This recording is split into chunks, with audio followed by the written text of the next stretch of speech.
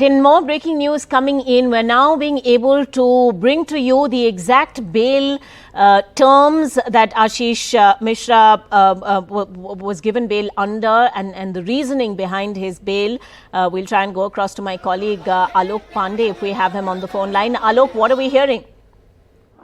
Well, Ankita, so it's a large order, so I'm still going through it, but I've found the operative part where the judge kind of summarizes why he is granting bail to Ashish Mishra. So I think there are two important things that he's saying. He's essentially rejecting the police case against the minister's son, and is also questioning the minister's son's role. FIR that was filed in the case, it said that Ashish Mishra was in one of the SUVs, and he was firing indiscriminately, and then the SUVs crushed these farmers, and then Ashish Mishra escaped. Now, what the judge appears to be saying in his bail order is that the role of firing, or Ashish Mishra was accused of firing, but during the course of investigation, no firearm injuries were found either on the body of any of the deceased persons, which is the farmers and the journalists, or the body of any person. The judge then said that the prosecution, the police, alleged that the applicant, which is Ashish Mishra, provoked the driver of the vehicle to crush the farmers and the journalists. However, the driver, along with two others who were in the vehicle, had been killed by the protesters. So maybe, that means that the version could not go on. So the driver, I think that is what the judge means to say. So these 2 points appear to be the main grounds for which the bail has been granted. A third point that the judge makes in his order is that it is further evident that during the course of investigation, a notice was issued to the applicant, and he appeared before the investigating officer. Now, those of us who covered Lakhimpur and those of us who, tracked that news story will know that, the appearance of Ashish Mishra and his arrest was not really the natural course of justice that was happening. What was happening was subversion of the law till the Supreme Court of India stepped in. Till the Supreme Court of India stepped in and cracked the whip, so to say, Ashish Mishra was a free bird. He only got that notice and he only went to the cops after a lot of struggle and the Supreme Court intervention, and then he was finally arrested. So I think that is something that cannot be shied away from. But in this case, clearly the judge feels that Ashish Mishra has cooperated with the police investigation, and that is why he should be let out on bail.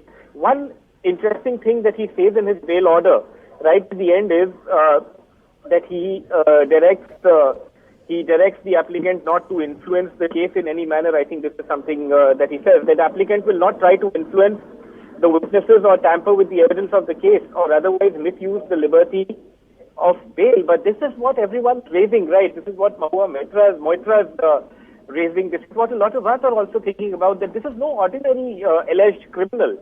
This is a murder accused, and this is the son of the Union Minister of State for Home. So, right. Is there not that possibility that he could go out and influence witnesses who at the end of the day are common people, who are farmers perhaps, who are those in the area who were witness to the incident? See, a bail is not in any way a statement of the guilt or innocence of a person. A person is anyway presumed innocent till he is proven guilty in a court trial that is yet to take place, or at least yet to be concluded.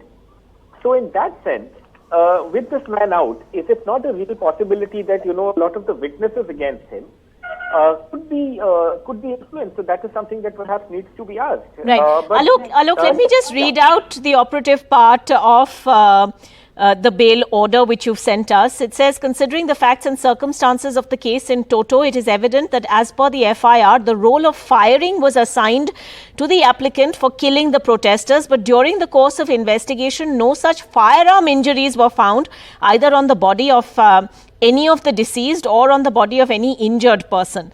Thereafter, the prosecution alleged that the applicant provoked the driver of the vehicle for crushing the protesters. However, the driver, along with two others who were in the vehicle, were killed by protesters. It is further evident that during the course of investigation, notice was issued to the applicant and he appeared before the investigating officer. It is evident that the charge sheet has already been filed. In such circumstances, this court is of the view that the applicant is entitled to be released on bail. Now, Alok, this almost seems like a technicality that, the driver of the SUV is now dead. No firearm injuries were found. There are so many videos of the incident, and the fact that Ashish Mishra was on the spot has also been established. Well, yes, I mean, that is what the prosecution has been saying. In fact, I remember that at the time the charge sheet was filed, we had made it a point to ask the prosecution officer in Lakhimpur whether Ashish Mishra's presence at the spot was established or not, and he had said that the SIT had established the presence of Ashish Mishra at the spot on the day of the incident. Now, Avdesh Singh, the lawyer of Ashish Mishra in Lakhimpur, he just gave a soundbite there, basically saying that, look, we had 150 photographs that suggested that Ashish Mishra is not there. We gave it to the SIT, but the SIT disregarded our evidence, etc., etc.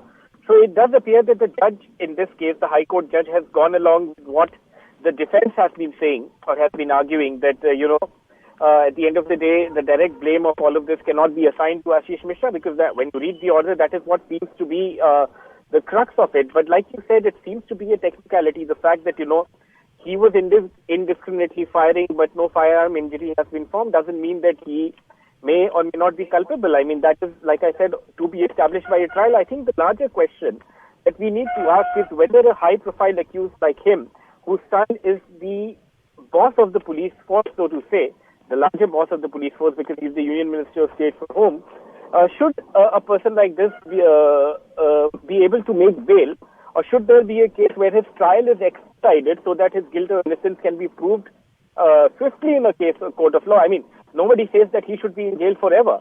If he's innocent in a trial, then obviously he should be released. But, should that bail in his case be a right, or should the judiciary maybe look at this entire angle of whether he can go out and influence witnesses or not? I think that's a question that, we will have to discuss and talk about.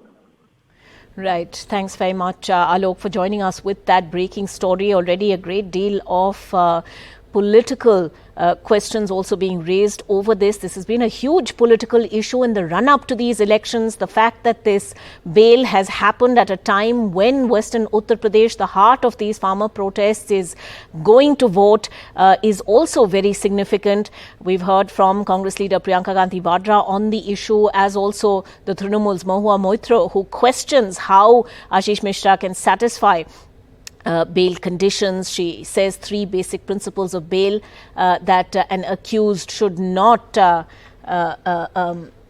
is that an accused should not be able to intimidate witnesses, destroy evidence, or be a flight risk. And she asks how Ashish Mishra can satisfy these bail conditions. Let's also listen to what Priyanka Gandhi Vadra had to say on the matter.